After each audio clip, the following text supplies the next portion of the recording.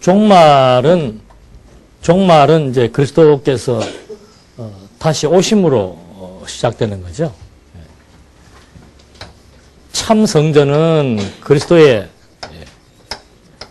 초림으로 시작이 되어져서 참 성전을 이제 당신이 참 성전의 기초가 되시고 성령을 보내어서 이제 점점 확산해 나가시는데 다시 오신다는 약속을 승천하시면서 또 했고 요한복음에서도 했죠. 내가 너희와 함께 있다가 이제 간다, 아버지한테 간다. 가는 이유는 뭐라 그랬어요? 처소를 예배하러 간다. 그게 이제 우리 개념에서는 잘 이해가 안 되죠. 갔는데 집을 장만하러 가냐. 이렇게 얘기가 되는데 유대인들은 결혼하면 1년 동안 정혼기간이 있습니다. 그래서 결혼식을 해도 1년 동안은 그냥 이제 서로 잠자리를 같이 하지 않고 남편이 그 기간 동안 집도 마련하고 살림도 장만하고 이래 해가지고 이제 1년 뒤에 데리고 오는 그 기간이죠. 그 기간에 성령이 마리아에게 어떻게 해요? 잉태를 시킨 거죠. 그런 것처럼 이제 그런 의미에서 예수님께서 내가 너희들 처소 예배하러 간다 하는 것이 혼인 관계를 통해서 이제 설명해 주는 거죠. 그래서 가서 이제 갈 때 천사들이 뭐라고 얘기합니까? 너희들이 본 그대로 다시 온다. 근데 문제는 이제 이 기간이 문제죠. 기간. 그래서 이거를 예수님의 말대로 그냥 또 온다가 그러거나 안 그러면 내 좀 오래 걸릴 거다 얘기하면 되는데 시험에 들라고 앞에다가 또 뭐 집어넣어요. 그러니까 이 개념이 없으면은 이거를 풀 수 있어요, 없어요? 없지요. 그러니까 베드로가 나중에 하루가 1000년 같고 1000년이 하루 같다. 지금 우리가 느끼는 시간은 1000년처럼 길게 느껴지지만 그것이 하루에 불과할 수도 있고 또 하나님에게 하루는 우리에게 1000년으로 느껴지기도 한다라고 하는 그런 시간 개념으로 이해를 해야 되고 그리고 종말의 기간이라고 하는 것이 이 시점을 얘기하기보다는 예수님이 다시 오실 때까지 전체를 말세라고 이해를 하면은 간단한 거죠. 그래서 이거 오시는 것도 그냥 말로만 하고 끝나버린 게 아니고 여기에다가 그 다음에 이제 누구를 보낸 거예요? 성령을 왜 보낸 거예요? 성령을 보내신 이유는 이 성령은 전부 이 그리스도에 관해서 배운 것을 증거하는 영이에요. 그래서 진리의 영이라고 얘기하는 겁니다. 그러니까 성령이 와가지고 성령이 하는 일은 큰 일은 이제 성경을 기록한 거죠. 성경을 기록한 내용의 주인이 누굽니까? 그게 메시아예요. 예수는 하나님의 아들 그리스도이시다. 그걸 이제 성령께서 증거하면서 미래적인 것들도 계속해서 이제 성령이 확신을 주게 하는 거죠. 마지막 요한계시록도 성령의 계시에 의해서 요한계시록을 끝내게 되는 겁니다. 예수님이 올라가시면서 천사가 증언했고 예수님 당신이 직접 갔다가 온다고 얘기했고 그 다음에 요한계시록에서 이것을 증언하신 참되신 분이 내가 오겠다라고 말하는 것으로 요한계시록이 끝나게 되는 거죠. 그래서 우리 기독교의 마무리는 그리스도의 재림으로 인해서 이제 이루어진다. 근데 문제는 이제 우리가 이 재림을 어떻게 믿을 것인가죠. 과연 믿을 것인가. 그래서 저는 우연찮게도 하여튼 이번에 다음 달에 우리 신문사에서 주최해갖고 그 명사 초청해갖고 손봉효 교수가 셋째 주일날 이제 오십니다. 근데 그분은 한국에서 철학자로서도 유명하신 분이고 장로로서 아마 몇 분 안 되는 분이죠. 장로로서 영동교회를 맡아서 설교도 하시고 본인이 목사하고 둘이서 파트너로 해가지고 목회를 하신 그런 분이고 굉장히 청렴하신 분이고 또 김규민 목사님이 그분에게 지도도 많이 학교 다닐 때 많이 들었고 저는 김규민 목사 때문에 같이 가서 한번 그 사람 강의를 한 학기 청강한 적도 있고 한데 그분들 내가 말을 잘못 꺼낸 것 같으네. 그때 갔을 때 이제 그 기독교에 관한 그분은 철학교 때 강의를 했고 기독교 강의를 했던 영락교회 장로님 교수가 제가 직접 들었죠. 재림은 예수님이 실현한 것 중에 하나다. 그 이제 다음에는 우리가 그런 분들도 모셔서 그런 말을 직접 들어봐야 돼요. 여기서 우리가 맨날 얘기하는 거는, 이런 말도 하고 저런 말도 하게 별로 실감이 안 나잖아요. 예. 이름 있는 사람들이 와가지고, 재림은 뭐다? 예수님이 여러 가지 말한 것 중에서 큰 실수 중에 하나다. 왜? 2000년이 지나도 지금 어떻게 해요? 하늘은 그대로 있고, 땅도 그대로 있고. 예. 그래서 하나님께서 성령을 통해서 이 사실을 이제 믿도록 약속을 해준 거죠. 보니까 성령이 강림하는데, 성령은 언제까지 역사하는 겁니까? 그리스도가 다시 오실 때까지. 그 다음에 이 성령의 역사가 지리적으로는 어떻게 해요? 예루살렘으로부터 시작을 해서 어떻게? 다시 예루살렘으로 올 때, 그때 이제 예수님의 재림이 임박해지는 거고, 혈통적으로 보면은 이방인의 때, 유대인의 때 이렇게 나눠지는 거죠. 그러니까 예수님의 재림을 볼 때는 누가 보는 거예요? 유대인들이 이제 다 돌아와가지고, 유대인들이 이제 예수님을 볼 수 있는 거죠. 그때 이방인들은 이제 구원 얻을 사람들이 거의 없다고 성경에 나와 있죠. 지금도 여러분 우리가 느끼잖아요. 이제 벌써 우리 세대에서도 젊은 애들이 점점 교회와 멀어지기 시작을 하고, 종교와 자꾸 무관해지기 시작을 하고, 그게 이제 점점 더 심해질 수밖에 없는 거죠. 그래서 예수님 성령은 그리스도의 강림 때까지, 그 다음에 혈통적으로는 이방인의 때, 유대인의 때, 지리적으로는 예루살렘, 유대, 사마리아 땅 끝으로 돌아서 다시 어디로? 예루살렘으로 딱 왔을 때. 그리고 이제 교회론적으로 보면은 교회가 그리스도가 오심으로 말미암아 최후의 승리를 얻게 되는 거죠. 그래서 모든 시합은 마지막 끝에 가봐야 하는 겁니다. 아무리 한국이 뭐 경기를 지고 있다가도 심판이 마지막 호루라기 불기 30초 전에 어떻게 해요? 한 골 들어가면 이기는 거예요. 그러니까 경기 내내 두드려 맞다가도 마지막에 한 펀치 날렸는데 상대방이 쓰러지면 누가 이기는 거예요? 그거 이기는 거. 똑같은 거예요. 예수님이 오실 때까지의 교회는 이 땅에서 어때요? 시련과 곤고함을 겪도록 하나님이 섭리를 해놓은 거죠. 그래서 이 진리의 힘보다는 비진리의 힘이 어떻게 해요? 막강한 겁니다. 진리의 힘보다 과학의 힘이 막강하고, 진리보다는 비진리가 더 득세하게 돼 있고, 교회보다는 세상 권세가, 순수한 교회보다는 타락한 교회의 권세가, 이거는 뭐 상상을 초월하는 거죠. 여러분들 뭐 이렇게 과거의 총회나 이런 거 한번 봤을 때 보십시오. 총회 거들먹거리는 거물들. 그리고 종교가 정치에 관여하기 싫어도 종교의 세력이 커지면은 정치인들이 자연스럽게 종교하고 결탁을 할 수밖에 없는, 그것이 이제 이 시대에 나타나는 거예요. 음력 권세, 짐승 권세. 자꾸 우리가 신문에 WCC에 대해서 쓰는 이유도 그거 그냥 쓰는 게 아니에요. WCC의 그 모토가 뭔가 하면은 종교 뭐예요? 단합이에요. 종교 단합. 종교는 종교뿐만 아니라 뭔지 단합해서 힘이 생기면은 그게 뭐가 등장하는 겁니까? 이제 그 힘에 의한 정치력이 나타나게 되는 거죠. 그러니까 종교의 타락은 힘이 생길 때, 사람이 많이 늘어나고 돈이 많이 늘어나고 하면은 자연적으로 이제 거기에서 정치력이 발휘되는데, 기독교 혼자 있는 것보다도 누구하고 합하는 게 좋아요? 불교하고 원불교하고 천주교하고 합하면 힘이 훨씬 더 막강해지잖아요. 그래서 지금 WCC라고 해서 세계 교회 통일을 주도해 나가는 그런 협회들이 만들어지게 돼 있고, 또 한쪽에서는 이제 점점 뭐예요? 짐승건세라고 하는 것이 정치 세력이죠. 지금도 보십시오. 멀쩡한 한국 땅인데, 중국이 저거 거라고 그러고 찍어놓고, 뭐 주가 이런 말만 하면 돼. 또 저 멀리 있는 미국은 또 왜 간섭을 합니까? 물론 우리 편이라고 하지만, 남의 땅에 자기들이 왜 간섭을 해? 미국이 또 참 멀리서 날라와가지고 그거 한국 땅 건드리지 마라고 그러고, 누가 보면 되게 봐주는 것처럼. 그러니까 세계가 미국을 뭐로 만들어 놓은 거예요? 세계의 경찰로 만들어 놨다고. 근데 만들어 준 사람은 없어. 자기 스스로들 그래. 그게 패권주의입니다. 정치가 이게 이제 이 짐승 권세지요.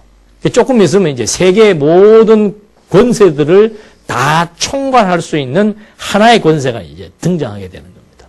그것이 마지막 때가 되어 갈수록 누구에 의해서? 유대인에 의해서 될 수밖에 없습니다. 유대인들도 구원받는 사람도 있고, 그 중에서 이제 완전히 악의 도구로 쓰이는 사람도 나타나겠죠. 지금도 이 권세는 지금도 있어요. 이런 권세들이 계속해서 예. 사상으로 말하면 인본주의 사상이고 세력으로 말하면 경제력이죠. 경제력. 예. 가장 큰 힘은 그거밖에 없습니다. 전 세계의 많은 사람들을 이제는 먹고 사는 데다가 다 정신을 팔게 해주고 그 다음에 그 세계를 통합해서 움직여 나가는 힘. 그러니까 지금 여러분 우리가 갖고 있는 이 스마트폰 이런 거 이제는 요 시계로 나온다 그러잖아요. 시계로 나와서 다 되는데 이 속에 모든 정보가 다 들어있습니다. 여러분들의 일거수일투족이 여기 이제 다 들어요. 우리는 모르지만 그 만든 사람들 한두 명은 앉아가지고 전 세계 인구 다 관리합니다. 여러분은 이미 기독교인으로 인이 찍혀가지고 상부에 다 이제 보고가 돼 있어요. 그게 이 마지막 때라니까요. 그래서 666의 표, 짐승의 표를 받지 않은 사람들, 그래도 나는 그리스도인이라고 자처하는 사람들은 엄청난 박해와 시련을 받고 있는 거죠. 아직은 그때가 안 됐으니까 우리는 뭐 지금 종교적인 그런 탄압 별로 없잖아요. 이북 사람들이나 그런 탄압 받고. 그러니까 이 짐승 권세에 대한 산 증거를 지금 우리는 가까이 인접한 한 혈통을 통해서 보고 있는 거예요. 여러분 납득이 갑니까? 그 30살 먹은 놈이 막. 그게 그 권세예요, 권세. 그러니까 이북 사람들이 바보가 돼서 그런 게 아니고 그 힘에 눌려가지고 3대 때 지금 그렇게 하고 있죠. 3대째.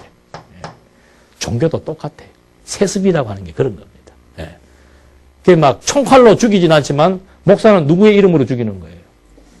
신의 이름으로 죽이는 거예요. 목사한테 까불면 신의 이름으로 뭐 하는 거예요? 저주하는 거예요. 막 문자까지 보내갖고 교회 옮기면 저주하고. 그래서 그런 종교나 이런 정치나 이런 권세들이 모여가지고 결국은 이제 교회를 탄압하고 요한계시록에 보면 이 사람들이 결국 하는 일은 뭔가 하나님이 없다 하더라 이 말이죠. 신을 대적, 하나님을 대적하는 그런 견세로 등장을 하게 되는 이것이 재림의 내용인데 이 사실에 대한 여부는 이게 사실이다 아니다를 우리가 입증하려면 어떻게 입증해야 됩니까?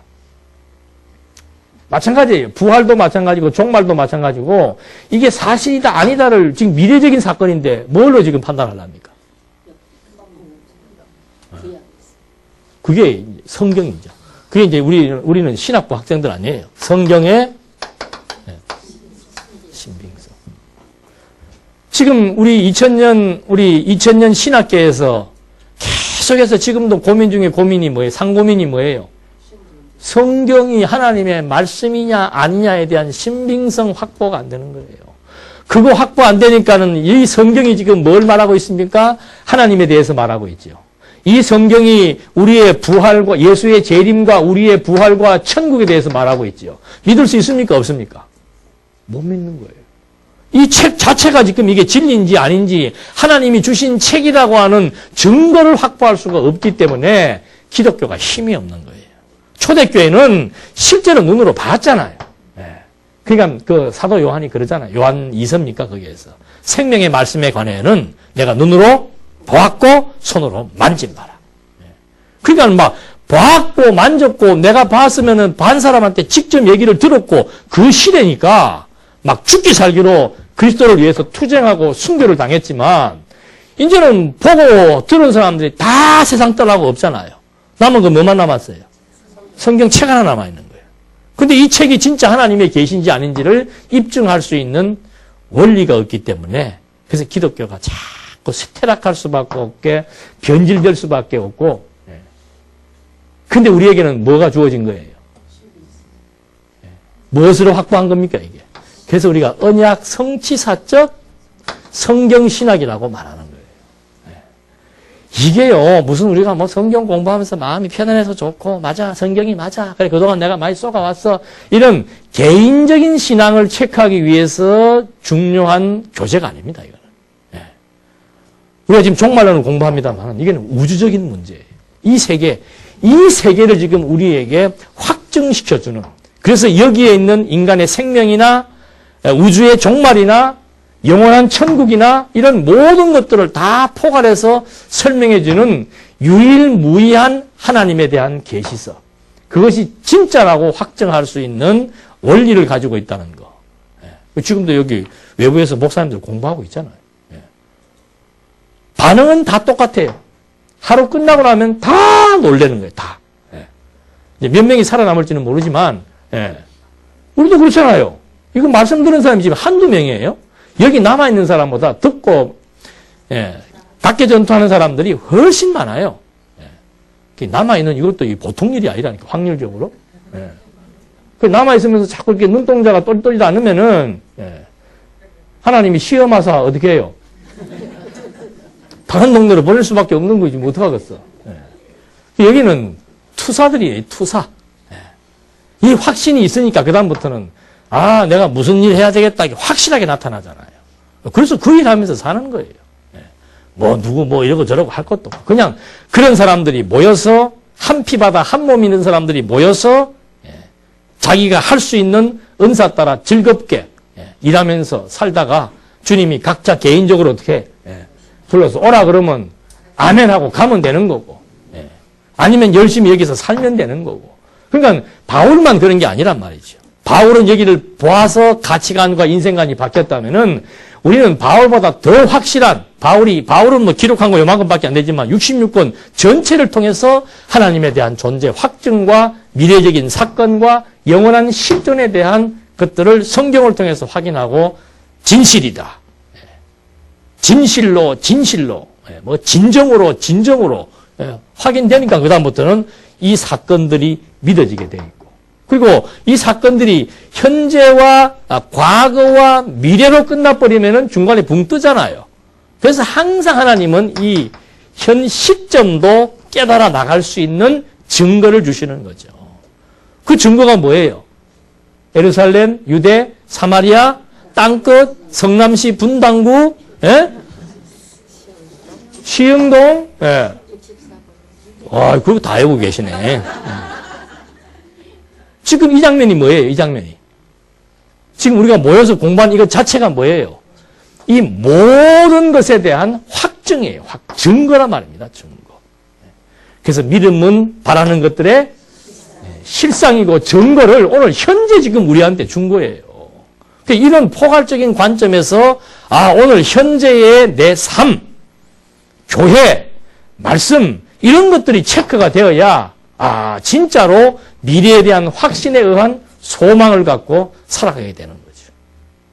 그래서 이거 뭐 단순하게 이거 하나 빼가지고 있냐 없냐 물으면은 답변 못 해요. 누가 이거 재림이 있습니까? 물어보면은. 네가 이거 알고 싶으면은 인내심을 가지고 최소한 200시간은 뭐 해라.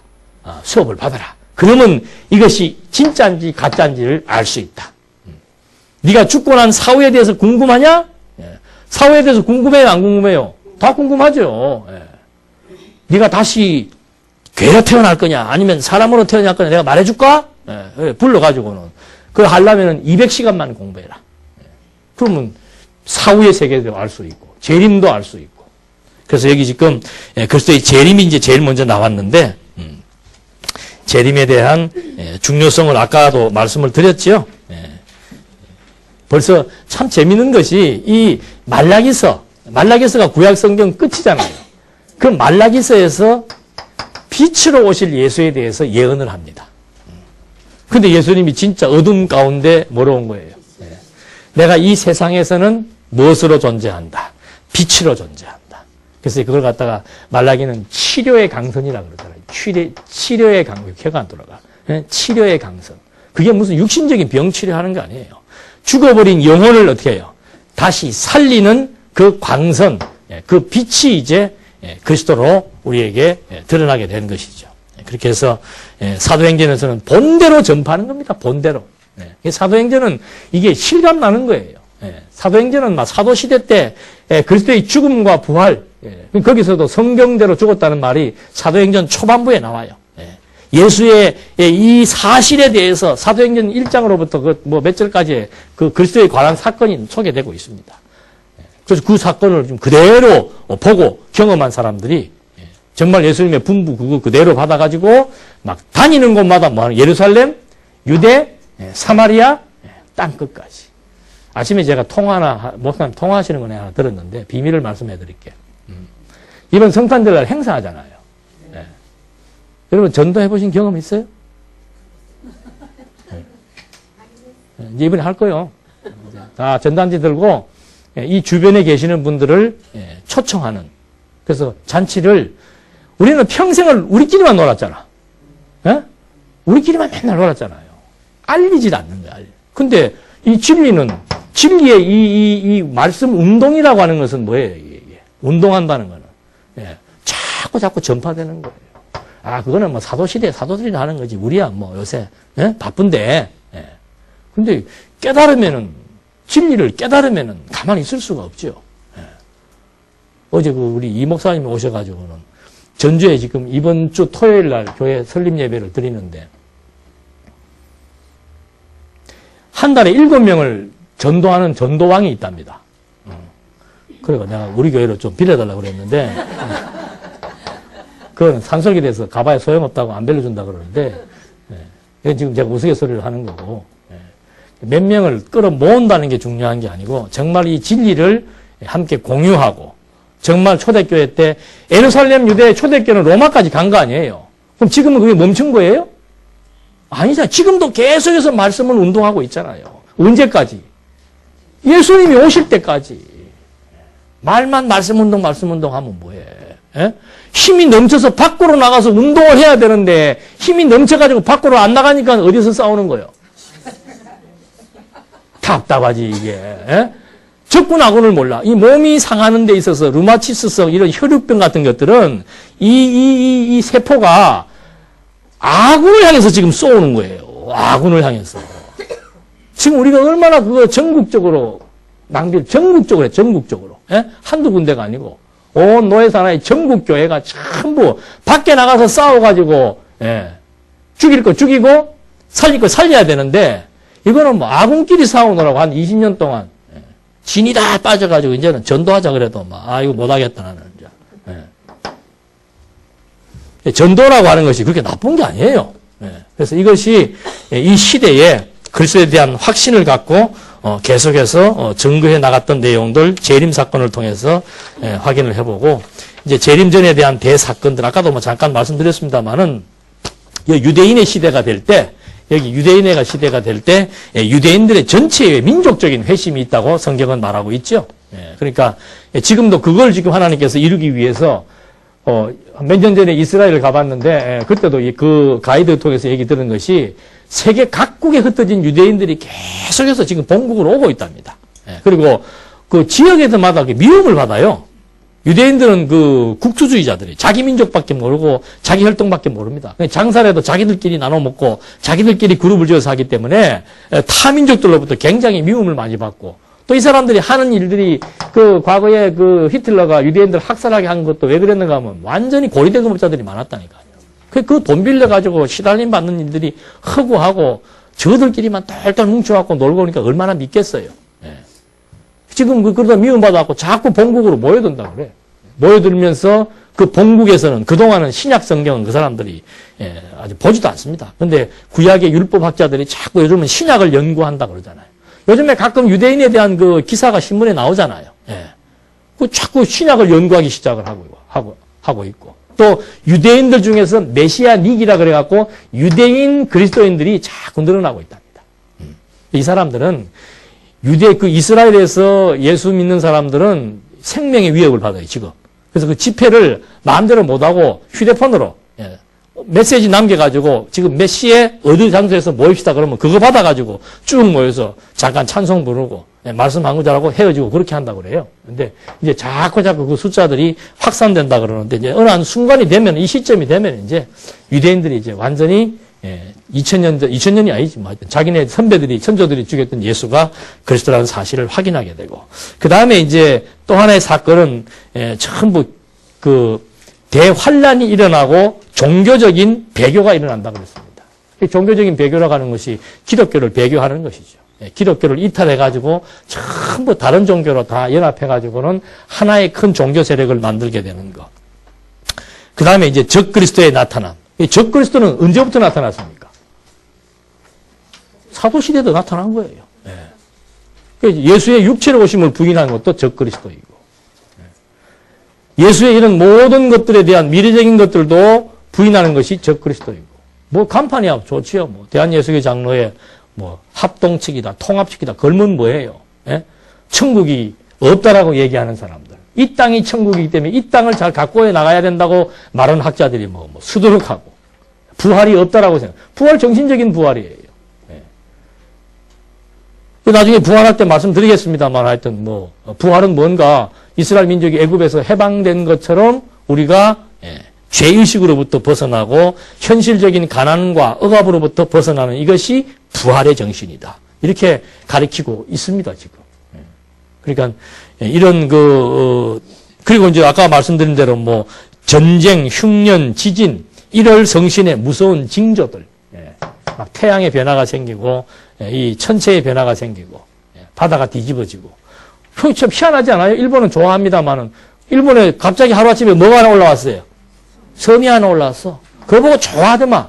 이거는 무슨 징조예요? 지진이 온다는 징조예요. 좀 있으면 이제 엄청난 지진이 온다는 징조지요. 일본 사람들은 그거 알아요. 그래서 자꾸 과거에도 독도 자기네 땅이라고 해가지고 한국을 침범한 사례가 과거에 있었죠. 지금도 자꾸 독도 얘기를 하는 것은 걔네들은 불안한 거죠. 왜? 이거 뭐 수시로 지진이 일어나고 하니까 이거 이제 자꾸 다른 땅을 점령해야 되는데 제일 가까운 데가 한국이니까 자꾸 한국을 건드리는데 한국 건드리면은 이제 뭐 건드리는 거예요, 이게? 언약계 건드리는 거라니까. 예? 한국 건드리는 거는 언약계 건드리는 거예요. 아직은. 그래서 재림 이전에 그 대사건들이 있고 그 다음에 재림 그 자체는 여기서 설명합시다. 이걸 이제 신학적으로 전천년설, 후천년선 그럽니다. 천년기 전에 예수님이 오시느냐, 천년 후에 오시느냐, 뭐 이런 얘기인데, 성경대로 말하면은, 요한계시록 19장에, 그리스도가 귀환합니다. 다시 말해서 재림하는 거죠. 예수님이 재림할 때, 데살로니가서에서는 이제 막 사람들이 막 휴거한다 그러잖아요, 휴거. 그게 뭔가 하면은, 예수님이 재림하게 되면은 예수님이 부활의 첫 열매였고, 그 다음에 이 시대에 순교당한 사람들이 이제 예수님과 함께 두 번째 부활을 할 사람들이에요. 그러니까 예수님이 재림할 때 그리스도는 물론이고 순교자들이 이제 부활해서 내려오는 거지, 하늘로부터. 부활체가 돼야 시공을 초월할 거 아니에요. 네? 그러니까 우리가 선전 봐도 과거에 선전 보니까 사람이 벽 뚫고 어떻게 해요? 퍽 지나가는 선전 나오잖아요. 예수님도 부활해가지고 문 잠겼는데 어떻게 들어갑니까? 쏙 들어가 버리잖아요. 그게 과학적으로 입증이 된대요. 저는 지금 과학적 지식이 없어서 그 설명은 못 드리겠는데, 그건 다음에 곽경도 선생님한테 한번 들어보세요. 과학적으로 그게 입증이 된답니다. 그런데, 천국에서 재림을 하려면은 부활의 몸을 입어서 시공형을 초월해야 어떻게 해요? 재림할 수 있는. 예수님도 올라갈 때 무슨 몸으로 올라간 거예요? 부활의 몸으로 올라간 거 아니에요. 그래서 이 시공을 초월하는 형식을 예수님이 보여준 그대로 여기에서 재림을 하시고, 그 다음 여기에서 환난을 견딘 자들은 어떻게 돼요? 변화가 되는 거죠. 변화가 되니까 예수님이 공중에서 내려올 때 뭐 하러 올라가는 겁니까? 마중하러 올라가는 거죠. 그건 뭐 변화까지 갈 것도 없습니다. 아직은 그런 사람이 있는지는 모르지만은 인간도 계속해서 그 기수련을 해가지고 몸이 가벼워지면은 뜬다고 그러잖아요. 몸이. 그러니까 뭐 변화되어서 뜨는 그거야 뭐 식은 죽 먹기지. 변화라고 하는 것은 시간도 초월하고 형상도 초월하는 거예요. 우리가 성경 어디에서 그걸 볼 수 있었습니까? 변화산에서. 그 베드로하고 요한이 모세를 본 적이 있습니까? 없습니까? 근데 알아요, 몰라요? 그게 변화란 말입니다. 형상을 초월해버리는 거예요. 그리고 시간을 거슬러서 초월해버리는 것이고. 우리도 천국 가면 누구 만나요? 바울 보야 안 봐요? 바울. 본 적 없어도 알아요, 몰라요? 바로 알아보지. 실망하면 안 됩니다. 그래서 이 변화체와 이 부활체들이 여기 이제 모여서 오시면서 이제 바로 하시는 것이 또 이 사단을 무저갱에 가둬버리죠. 그래서 이제 이 1000년 동안, 요 1000년 기간 동안은 이걸 이제 1000년 왕국이라고 얘기하는 겁니다. 이 부활한 사람들이 각 나라의 지도자가 되고, 그 다음에 이제 여기에서 변화된 사람들이 생육, 번성을 하면서 1000년 기간 동안 여기서 이제 살아가는 거죠. 그것이 성경대로예요. 그래서 예수님의 재림 후에 1000년 동안 기간이 지나고, 그 다음에 이 기간 지나고 난 다음에 이 사람들 또 선택과 유기를 가려야 될 거 아니에요. 그래서 이때 무저갱에서 사단을 잠깐 풀어줬던 그 잠깐 기간이 얼마인지는 몰라요. 잠깐 풀어주고 그 다음에 예수님께서 어떻게 하는 겁니까? 이제 최후의 백보자 심판이라고 그러죠. 그때 이제 등장하는 것이 생명체계예요. 이름 너무 길어도 골치 아파, 이거. 짧게 해가지고, 아무개 하면 내내 바로 불러야 되는데, 출석 부를 텐데, 지금 말하는 그런 출석부는 아니지만, 이거 이제 작정된 것을 말해주는 거죠. 생명체에 기록된 사람들 다 세워가지고, 양과 염소를 나누는 최후의 심판. 이때는 이제 모든, 사실 우리가 과거에 살았던 선조라고 얘기하지만, 이 관점에서 볼 때는 과거, 현재, 미래가 어떻게 해요? 다 그 사람들이에요, 그 사람들.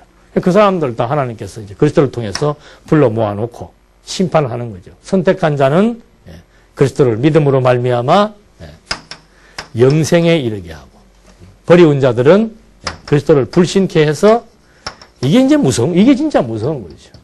이게 진짜 축복이고, 이게 정말 저주가 되는 거죠. 영원한 생명과 영원한 사망에 이르게 해서 하나님의 섭리를 이끌어 나간다는 이것이 이제 나타나는 것입니다. 그래서 요때 이제 등장하는 것이 아까 그 처음에 시작할 때 읽어드린 대로 신천신지, 신천신지를 줄여서 신천지라고 얘기하는 거예요. 근데 그 신천지는 왜 웃기는가 하면은 그 신천지의 교주가 자기가 생명나무라. 생명나무를 먹어야 어떻게 되는 거예요? 영생을 하잖아요. 그리고 이제 여기는 설명을 안 했습니다만 14만 4천 명이 예수님이 임박할 요 환란 때 유대인들 가운데서 택한 14만 4천 명을 이제 불러 모으는데, 이걸 지금에 적용을 시켜가지고 온 여호와의 증인이나 신천지나 그 사람들이 막 14만 4천 명 끌어모은다고 그래서 열심히들 난리를 치는 거예요.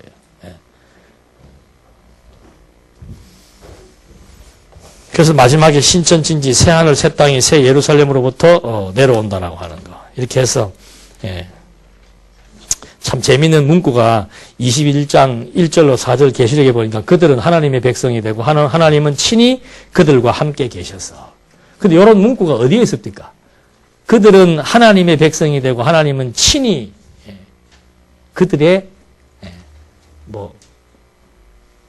신으로 설명되는 게 출애굽기에 나오잖아요. 애굽에서 해방시켜 놓고서는 이 이스라엘 백성들은 하나님께서 그들의 친백성으로 삼으시고, 그 백성들은 하나님을 자기의 신으로, 여호와로, 아버지로 모시도록 이제 출애굽기에 나온 그대로 마지막 이때도 이제 하나님께서 이 창세전부터 선택해 놓은 자기 백성들, 바로 그들이 하나님의 백성이 되고 하나님은 친히 그들과 함께한다. 그래서 처음 있던 것들이 어떻게 된다? 처음 있던 것들이 다 지나가 버린다. 그래서 이렇게 돼 버린다는 거죠. 처음 있던 것들이 다 지나가 버리고, 그러면서 이제 요 장면에 대한 설명이 그게 나오는 거예요. 예수님께서 이제 불러 모으신 자기 백성들 눈에서 눈물을 닦아주고 위로해주고 상처를 어루만져 주면서 이제는 아픔도 없고 고통도 없고 영원한 영광과 찬송만이 우리가 누려야 될 삶인 것을 계시록 20장에서 말해주고 있는 것처럼, 이제 그런 맥락 속에서 교회의 최후 승리에 대한 내용들이 하나하나 소개가 되고 있습니다. 그렇게 해서 이 천년 왕국에 대한 견해들이 이제 지금 말씀드린 대로 전천년, 후천년 이렇게 나오는데, 사실 이 천년 왕국이라고 하는 것도 우리는 천년 왕국이 예수님 오시고 난 뒤에 이후에 이루어지는 이 세계다만 보통 생각을 하지만, 사실은 이 천년 왕국에 대한 언약이 있어요, 없어요? 벌써 하나님께서 아담을 창조해서 에덴에서 범죄하기 이전에 에덴에서 창조해 놓았던 것이죠. 그게 이제 에덴 교회라고 우리가 말하잖아요. 그건 타락 전이란 말입니다. 그러니까 여기에도 마찬가지로 무저갱에다가 사단을 가둬버린 그 천년 왕국이 바로 에덴 교회에 대한 성취지요, 성취. 그래서 여기서는 이 시대는 이제 사단이 없으니까, 지금은 왜 풀이나 버섯 이걸 아무거나 못 먹는가 하면은 저주가 덮였기 때문에, 근데 사단을 가둬버리고 저주를 걷어버리니까 아무 풀이나 먹어도 돼요, 안 돼요? 아무거나 막 먹어도 돼. 아무 풀이나 아무 열매나, 사자를 타고 놀아도 사자가 꿈쩍해요, 안 해요? 안 물죠. 지금 호랑이 물어서 죽었잖아, 하나. 이때 되면 이제 그런 저주가 거쳐버리기 때문에 짐승이 사람의 뭘 받습니까? 다스림을 받는 거예요. 그건 에덴 동산에서 하나님께서 아담을 창조하자마자 시킨 일이 뭡니까? 이름 지라 그러잖아요. 이름을 짓는다는 것은 주권을 의미하는 거예요. 다스림을 의미하는 거죠. 생육하고 번성하고 정복하고 다스리라고 해놓고는 한번 다스려봐라 이 말이에요. 그 아담이 뭐 하는 대로 사자, 호랑이 하는 대로 다 뭐가 되는 거예요. 그 이름 그대로 되는 거죠. 그래서 다스림에 대한 권세를 보여주었는데 이제 마지막 둘째 아담 그리스도가 이제 강림해가지고는 정말 이 사단의 막 우두머리죠. 그거 잡아서 가둬버리니까 모든 것들이 다 회복되게 되는 거죠. 그래서 로마서입니까? 돌들이 지금 다 뭘 기다리고 있는 겁니까? 이때를. 돌들까지라도 그리스도가 강림해서 빨리 이 저주받은 세계가 회복되기를 기다리는데 하나님의 선택한 백성은 돌들보다도 못하게 별 관심이 없다는 거죠. 사실 모든 만물도 이거 다 나중에 그 본질로 돌아가게 되면은 다 예수님이 먼지 털라고 그러잖아요. 먼지. 그 먼지가 결국은 모든 물질의 요소 아니에요. 요소. 가장 작은 요소 아니에요. 그것들도 나중에 천국에서 다 뭐 하는 거예요? 증인 노릇 하는 거예요. 증인. 누가 권사님 보고 저 불신자라고 해도 돌들이 뭐라고 얘기하겠어요? 그때 맨 앞자리 앉아갖고 열심히 공부했습니다. 그 다음에 이제 세 번째가 죽은 자의 부활. 올라갈 마음이 좀 생깁니까? 조금씩? 부활. 그래서 아까도 이 재림에서도 그런 말씀 드렸습니다만은 부활도 제일 중요한 문제가 부활에 대한 사실성의 문제입니다. 부활 이거 진짜 부활하냐 하는 문제. 과학적으로 입증을 자꾸 하려고 하는데 됩니까? 안 됩니까? 안 돼요. 과학이라고 하는 것은 과학이라고 하는 것은 그들이 분석해서 발견해낸 것을 의미하는데 발견하지 못한 것이 이만큼이라면 발견한 것은 점에 불과한 거예요. 이거는 과학으로 이 세계를 검증하려고 하는 것 자체는 그건 너무도 어리석은 발상이라니까. 그런데 많은 사람들은 이 세계를 모르니까는 뭐가 더 중요하게 보이는 거예요. 과학적 지식과 과학적 판단이 더 진실로 보이는 거예요. 그러니까 요 지방을 만한 요게 얘기하는 그거를 진실로 믿고 영광의 본체이신 하나님이 아들이 하는 말은 어떻게 해요? 안 믿어지는 거죠. 그래서 죽었다가 부활했다는 말을 못 믿는 거예요. 왜? 아니 뭐 창조로부터 지금까지 죽었다가 부활한 사건이 여러 차례 있는 것도 아니고 딱 몇 번 있었어요. 3-4번이라도 좋은데 한 번 하고 끝내버린 거예요. 그것도 지금으로도 치면 2000년 전이고. 그리고 그걸 뭐 과학적으로 아무리 검증하려고 해도 검증할 자료도 없고 검증할 수도 없고. 근데 과학이라 생명과학 그러면 무엇에 대해서 연구하는 겁니까? 생명에 대해서 연구하잖아요. 씨앗 가지고 생명과학 연구하면서도 그 씨앗 속에 있는 그 생명을 찾아야 못 찾아요? 못 찾아요. 사람에 대해서 생명을 연구하는 사람들, 의사들이 뭐 해부하면 그 어디에 있습니까? 생명이 뇌에 있습니까? 심장에 있습니까? 안 넘어오시네. 뇌사다, 심장사다. 그건 하나의 도구예요, 도구. 생명작용의 1차 기관이 어디예요? 여기예요, 여기. 그 다음 2차 기관이 이렇게 되는 거죠. 이건 전부 다 도구예요, 도구. 우리의 두뇌나 심장이나 팔다리는 생명이 움직이도록 생명을 작용시킨 생명에 의해서 작용한 하나의 도구에 불과한 것이라니까. 그러니까 보이는 것이 다가 아니고 뭐가 중요한 거예요? 보이지 않는 것이 중요한 것이고. 모든 것은 보이지 않는 것으로 말미암은 것이다. 생명이 보입니까? 안 보입니까? 그러니까 우리는 보이는 이것에만 신경을 쓰지 보이지 않는 생명에 대해서는 신경을 안 쓰는 것처럼 나타난 세계만 신경을 쓰지 이 본질의 세계에 대해서 신경을 안 쓰는 것과 똑같은 이치라고 말이지. 그래서 이 부활에 대한 것들도 우리가 뭐 믿고 안 믿고 하는 것은 다른 것 없습니다. 성경을 통해서 확인하는 길밖에 없는 거예요. 재림도 마찬가지고 성경의 신빙성, 정말 성경이 진리라는 것만 확보되면은 그 다음에 여러 가지 많은 사건들, 과거, 현재, 미래 많은 사건들에 대해서 입증할 수 있는 단서들이 주어지게 되는 거죠. 그래서 이 죽은 자에 대한 부활에 대해서도 이게 참 20세기에 와서는 많은 문제로 남을 수밖에 없는데 이거 역시도 다른 것 없습니다. 성경이 제일 중요한 거죠.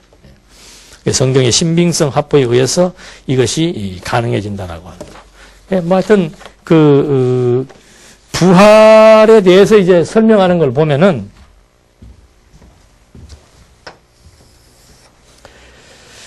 예수께서 직접 이제 예수의 부활을 이제 이미 구약에서 많이 예언을 했고, 그 다음에 예수님이 또 직접 내가 죽었다가 부활할 것을 말을 해 주었고, 그 다음에는 진짜로 죽은 지 3일 만에. 그러니까 나사로의 죽은 나사로를 살리는 변화에 재생시키는 모습도 결국은 당신의 부활 생명 증가하기 위한 거죠. 일부러 죽을 때까지 기다렸다가 살려놓고 살아나니까 바로 하는 말이 뭐라고 그랬어요? 나는 부활이요 생명이니 나를 믿는 자는 나사로처럼 죽었다가도 살아날 수 있고 살아서 믿는 사람은 영원히 산다. 죽지 않고 영원히 산다. 그러니까 부활의 생명에 대한 설명에 대한 모델로 보여준 것이 죽은 나사로 살린 것이고, 그 다음에 당신이 직접 죽으시고, 그래서 그 말을 바울도 그렇고 성경대로 죽으시고 성경대로 부활했다. 그 말의 의미는 뭡니까? 구약 성경에서 예수의 부활에 대해서 언약을 해놨다는 거죠. 그래서 부활해서 40일 동안 어떻게 해요? 40일 동안 12제자와 500여 명에 보인 거죠. 그리고 이제 그 이후에 20, 30년이 지나면서부터 뭐 데살로니가서, 베드로서 뭐 이런 성경들이 기록되면서 그리스도의 부활에 대한 증거를 이제 계속해서 해주고 있는 겁니다. 지금 우리는 여기에 살고 있고, 여기에 살면서 이 부활에 대한 사실 여부를 지금 판단해야 되는 문제가 있는 거죠. 그래서 이런 문제를 판단하려면은 그래도 최소한 구약의 언약으로부터 거슬러 올라가야 된다라고 하는 거. 그래야 이제 연결이 쭉 될 수밖에 없는 거죠. 그래서 여러분 그 언약이라고 하는 말을 빼고서는 무엇 하나를 하나님 중심, 계시 중심으로 설명을 할 수가 없어요. 언약을 빼고 나면. 그 예수의 부활도 다 뭐예요? 성경대로 죽었다는 말이 뭐라고 그랬어요? 성경의 언약대로, 그리고 선지자들이 예언한 대로 그대로 된 것이다. 그러니까 아담으로 거슬러 올라가면 아담부터 시작해야지. 하나님께서 아담을 잠들게 한 다음에 새 생명을 만들어냈잖아요. 그것이 그리스도의 죽음과 부활에 대해서, 당신이 죽고 부활해서 만드실 교회에 대한 뭐예요? 하나의 언약이죠. 그 다음에 노아 시대 때는 많은 세상 인류가 다 물에서 어떻게 해요? 죽고 노아는 방주로 말미암아 살고, 유월절에 이스라엘 백성들은 홍해에서 살고 애굽은 홍해바다에서 죽고. 그래서 욥이 이제 직접적으로 그 부활에 대한 표현을 욥기서 19장 26절에 보니까 나의 이 가죽 이것이 썩은 후에 내가 육체 밖에서 하나님을 보리라. 그게 이제 부활에 대한 욥의 직접적인 고백이었고, 뭐 시편에도 그런 게 나오고, 뭐 잠언서에도 그런 부분들이 많이 나옵니다. 그래서 특별히 이제 선지서 같은 경우는 선지서 전체가 지금 전부 뭘 얘기하는 거예요? 이스라엘 민족이 포로 생활했다가 회복되는 거잖아요. 이것이 전부 그리스도의 죽음과 부활에 대한 선지서 전체가 가지고 있는 역사적인 언약이죠. 그래서 그 중에서 다니엘 같은 경우는 땅의 티끌 가운데서 자는 자 중에 많이 깨어 영생을 얻는 자도 있겠고, 뭐 호세아서는 내가 저희를 음부의 권세에서 속량하여 사망에서 구속하리라. 또 요나는 대표적인 케이스지요. 물고기 예수님에게 그 부활의 표적 보여달라고 그럴 때 예수님은 단마디로 해버리자. 요나밖에 없다. 요나의 뱃속, 요나가 큰 물고기 뱃속에 들어갔는데 이것이 니느웨 사람들에게 표적이 된것 같이 인자도 이 세대에 그러하리라. 그러니까 선지서 전체가 그리스도의 죽음과 부활에 대한 것. 또 성경의 각 구절들도 찾아보면은 전부 그리스도의 죽음과 부활에 대해서 언약을 하고 있다. 그래서 요한복음에 오니까 예수님께서 내 아버지의 뜻은 아들을 보고 믿는 자마다 영생을 얻는 이것이니 마지막 날에 내가 이를 다시 뭐하리라? 살리리라. 아버지 뜻이 뭔가? 이 아들로 말미암아 창세 전부터 선택한 하나님의 백성들을 마지막 날에 다시 살릴 것. 당신으로 말미암아 중생시켜서 마지막에 다시 살려서 영원한 생명을 누리게 한다는 것이 그리스도의 약속이죠. 그리고 예수님께서 부활하시고 난 다음에, 그러니까 그 복음서 중에서 예수님의 부활을 가장 많이 할애한 것이 요한복음이에요. 왜? 요한복음은 본성을 증거해 주는 겁니다. 내가 하나님이라는 거 증거하기 가장 극명한 사건이 뭔가? 죽음에서 부활하는 거예요. 그 이상 없잖아요. 예? 생명의 근원으로 왔다. 당신이 생명의 근원인지 아닌지 무엇으로 알 수 있는가? 봐라, 내가 죽었다가 살아난다. 내가 죽은 자 살렸다. 뭐 그거 이상 확실한 거 없는 거죠. 그래서 요한복음에 보면은 그 본성을 증거하기 위해서 당신이 부활하시고 난 다음에 많은 부분들을 할애해서 제자들에게 막 성과 옆구리를 보여주고, 그리고 베드로에게 나타나서 베드로가 막 부활하신 예수님 만나가지고 또 그들과 같이 현장에서 뭐하고 물고기 잡아서 식사도 하시고, 이런 것 때문에 부활하신 예수님이 제자들과 만나서 식사하고 옆구리에 창 찔린 거 손에 못 자고 이런 것 때문에 우리도 부활할 때 어떻게 부활한다? 육체로 부활한다고 말하는 거예요. 근데 바울은 육체로 부활한다고 그러지 않고 어떻게 부활한다 했어요? 신령한 몸으로 부활한다. 그럼 예수님이 이거 왜 보여준 거예요? 당신이 생전의 모습 그대로 안 나타나면은 알 수가 없잖아요. 알 수가. 그 못 자고 안 보여주면은 봐도 알아요, 몰라요? 모르잖아요. 깜짝 놀라니까 내가 누구다고 말해주고 천사가 말해주니까 그 다음에 그냥 알고 마리아하고 막 소스라치게 놀라가지고 사도들 나서 문 두드려서 얘기해도 긴가민가 하잖아요. 그러니까 와서 그냥 도마가 손 한번 봅시다. 딱 못 자국 보여주고 창자국 보여주고 그때부터 사건은 터지는 거예요. 예수의 부활을 확인한 이후로부터 이제 제자들이 완전 무장하는 거 아닙니까? 그래서 아까도 말씀드린 대로 이 부활신앙이라고 하는 거, 영원한 본질의 세계에 대한 인식이라고 하는 거, 이거는 진짜 우리의 막 인생관 가치관을 확실히 바꿔놓을 수밖에 없는 거죠. 그러니까 베드로가 부활한 예수 만나기 전에는 비겁하게 스승을 부인하고 배반하고 했지만 부활에 대한 확신 때문에 막 그 스승이 너는 날 위해 뭐 해라? 죽어라. 그래도 거부합니까? 안 합니까? 내가 왜 죽어야 됩니까? 왜 나만 죽어야 됩니까? 이런 거 없잖아요. 그냥 나가서 그냥 복음 전하다. 진짜 순교하고, 뭐 야고보도 마찬가지고, 얼마나 많은 사도들이 순교하게 됐는데 이것이 바로 부활의 사건에 대한 확증이었다. 그래서 바울은 그 고린도서에서, 그리고 이제 그 부활의 사건을 가장 많이 보여준 것이 복음서에서는 요한복음이라면은 신약 성경 전체에서 부활에 대해서 가장 많이 자세히 설명해 놓은 게 어디예요? 고린도전서 15장이에요. 그걸 우리는 부활장이라고 그러잖아요. 부활장. 거기에 보면 이제 부활에 대한 시기, 부활의 성질, 뭐 상태 다 설명되죠. 왜 고린도서에서 그렇게 많이 했을까요? 아까 요한복음은 본성을 증거하기 위해서 생명으로 오신 것을 지금 보여준 것이고, 고린도 교회는 뭐예요? 분열과 분쟁, 분파, 범죄, 이런 혼란스럽고 무질서한 상태에 있는 교회를 세워나가기 위해서 분쟁하고 분열한다는 건 다 나누인다는 거 아니에요? 싸우고 나누인다는 거 아니에요? 그러니까 범죄자들에게 바울이 너희 그러지 마라. 네 몸을 창기의 몸으로 써갖고 되겠느냐? 그 몸은 무엇이다? 하나님의 전이다. 그리스도의 지체다. 그렇게 설명하다가 나중에 그냥 막 15장 전서 15장 편지 마지막 장에 가서는 뭘 얘기하는 겁니까? 우리는 다 같이 뭐 한다? 부활할, 신령한 몸으로 부활할 그런 자들이다. 그리고 이 부활은 그리스도와 하나를 이루고 있는 한 몸을 의미하는 것이다. 근데 우리가 싸울 필요가 뭐 있냐 말이죠. 같은 형제요, 지체요, 같은 신령한 몸을 입고 영원히 살 자들인데 어떻게 우리가 자꾸 이렇게 분열하고 분쟁해갖고 되겠는가?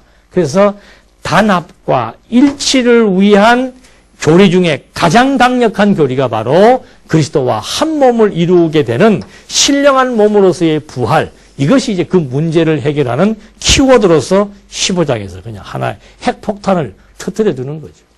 그래서 이 부활이라고 하는 것에 대한 자세한 내용들이 이제 고린도서에 소개가 되고 있습니다. 그래서 그 고린도서에 그것만 다 볼 수는 없고, 이게 지금 이제 나와 있는 차서대로 봐야 되니까, 첫 번째 C가 보니까 부활의 성격이 나오네요.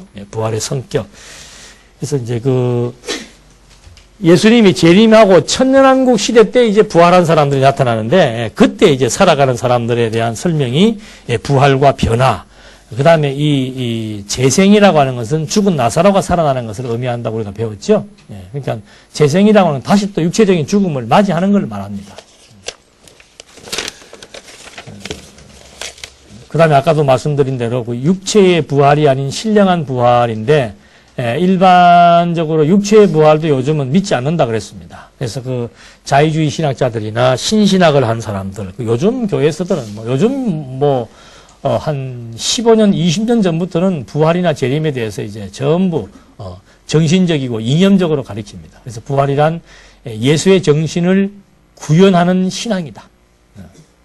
예수의 정신, 죽음에서 부활할 수 있는 그런 예수의 정신을 구현하는 신앙이다. 그래서 새하늘과 새 땅을 향한 출애굽의 신앙. 부활이 새하늘과 새 땅을 바라보는 거 아니에요. 그런 것처럼 이스라엘 민족이 애굽에서 해방해가지고 새하늘과 새 땅을 바라보면서 갔던 그런 신앙들. 그래서 그들이 결국은 평화와 공의와 사랑의 세계를 향해서 암흑과 억압을 뚫고 전진하는 엑소더스의 신앙이다. 출애굽의 신앙이다. 출애굽이라고 하는 것은 과거 애굽에 있을 때 흑암과 고역과 억압에서 벗어나서 이제는 희망의 세계로의 전향. 이것이 부활신앙이다. 이렇게 정의를 하고 있습니다. 그래서 예수께서 죄와 죽음과 흑암의 세계를 깨뜨리고 불멸의 정신으로 무장한 신앙, 그것이 예수님의 부활신앙이라는 거죠. 그래서 우리는 그와 만나서 그가 가지고 있는 정신을 배워서 이 땅에 살면서도 우리도 불멸의 정신을 갖고 이웃을 사랑하면서 이제 새로운 세계를 끌어나가야 된다는 이런 식의 부활에 대한 개념을 가지고 설명을 하고 있습니다. 부활의 시기 아까 말씀을 드렸고, 그 다음에 최후의 심판 이것도 설명하면서 지금 다 말씀드렸죠. 심판도 그래요. 심판도 하나님께서는 하여튼 처음부터 끝까지가 다 뭐예요? 심판의 역사예요. 심판의 역사. 최후의 심판도 왜 최후의 심판하는가? 창세전부터 하나님은 뭐 한 거예요? 심판한 거예요. 창세전부터. 선택과 유기로. 그럼 아담도 만들어 놓자마자 사단 보내가지고 심판하잖아요. 그 다음에 가인과 아벨도 심판하고 세상과 노아를 놓고도 심판을 하고 이삭과 에서를 놓고도 심판을 하고 계속해서 남쪽과 북쪽을 놓고도 심판을 하고 그 다음에 교회와 세상을 놓고도 심판을 하고 그 다음에 마지막에는 이제 진짜 심판이죠. 진짜 심판. 백보자의 진짜 영원한 생명과 영원한 사망을 이제 신령한 몸을 입고 하게 되는 그 심판. 그래서 이 부활이라고 하는 것은 선택받은 사람만 하는 것이 아니고 유기된 자들도 부활하는 거예요. 그 부활의 몸을 입되 그 사람들은 이제 이 내용이 완전히 죽은 영혼에 의해서 공포와 두려움으로 영원히 아이고 여러분 무슨 일 생겨가지고 한 일주일만 막 두렵고 공포심에 떨어도 살이 한 10kg씩 빠지는데 이거 막 영원한 세계에서 무궁토록 뭐만 하고 살아야 돼요. 뼈도 안 남겠죠. 뼈도 없겠지만 뼈도 안 남아. 그래서 이 상황에 대해서 이제 설명을 하는 겁니다. 예수님도 와서 얘기하잖아요. 내가 이 땅에 온 것은 불을 던지러 왔노라. 예수님도 심판하러 왔다 그 말입니다. 그래서 시어머니와 며느리가 서로 싸우고 그건 우리 지금 싸우는 그런 싸움이 아니고 종교적인 싸움을 말하는 거죠. 선택과 유기를 말하면서 사망과 불신, 중생과 믿음 이런 것에 의해서 예수님이 오실 때까지 땅끝까지 복음이 전파되는 기간 동안 끊임없는 뭐가 나오는 거예요. 심판, 갈라지는 역사가 나오는 거죠. 그러니까 말씀 전해가지고 안 믿는 것에 대해서 안타까워할 거 없어. 그게 하나님의 무슨 역사예요? 살아계신 하나님의 산 증거라니까. 믿을 자만 믿고 못 믿을 자 못 믿게 돼 있는데 우리는 누가 믿을지 누가 못 믿을지 모르잖아요. 그러니까 뭐 해야 돼요? 가만히 있어야 돼요? 예. 이거 뭐 3년 동안 잘하다 마무리를 또 전도로 끝내니 또 이상하네. 예. 꼭 그건 아니고 하여튼 부활의 이제 시기도 아까 말씀드린 대로 뭐 이렇게 다 나왔으니까 예, 정리하시면 되고. 그래서 악인의 최후 상태, 의인의 최후 상태, 그것이 영원한 고통과 영원한 찬송, 영생과 영사에 의해서 결정된다라고 하는 것을 확인해 봤습니다. 뭐 혹시 질문하실 거 있으면은 시간이 한 5분 정도, 10분 정도 남은 것 같은데. 예. 그 영원한 근심이나 이런 것이 육신이 없는데도 뭐 근심하고 그렇게 있을까요?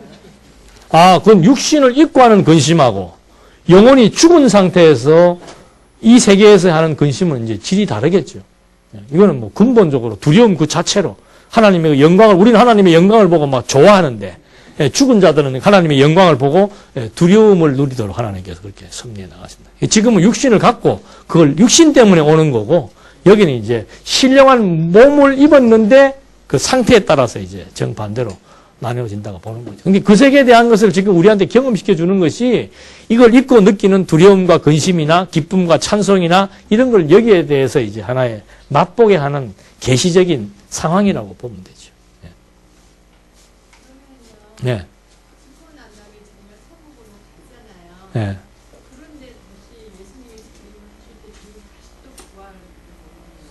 아까 늦게 들어왔죠. 네.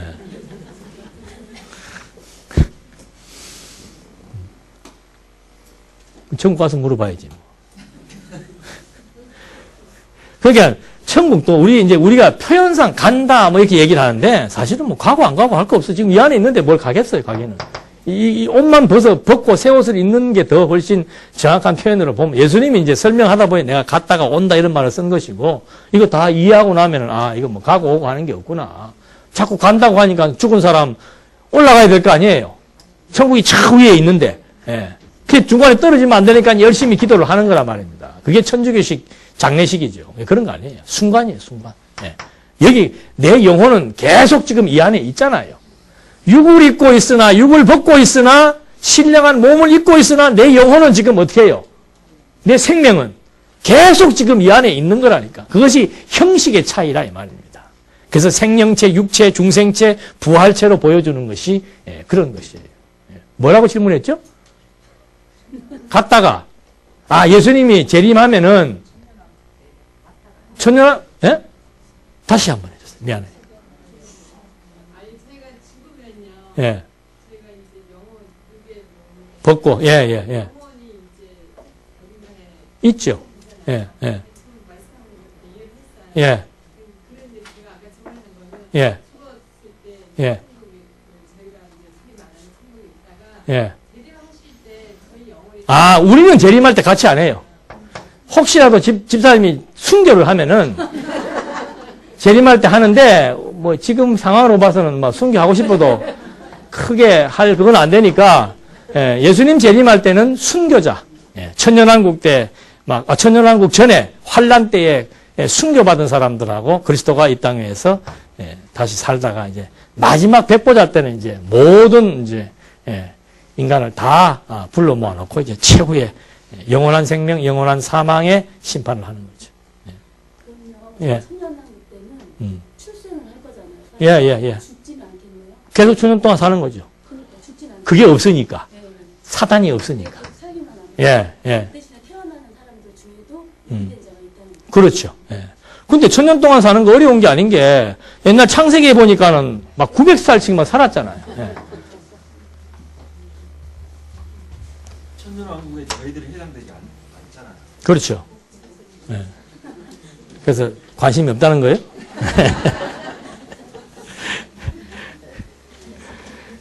그러니까 그런 것들 하나의 계시적 사건으로 이해를 하면서 이렇게 우리가 근본적으로 알고 싶은 건 이거예요. 이거 영원한 세계, 이 본질의 세계가 어떻게 존재하는가 하는 것에 대한 관심을 우리한테 하나하나씩 갖고 증거해주기 위한 이런 모든 일련의 신학적 주제들이라고 생각하시면 되죠.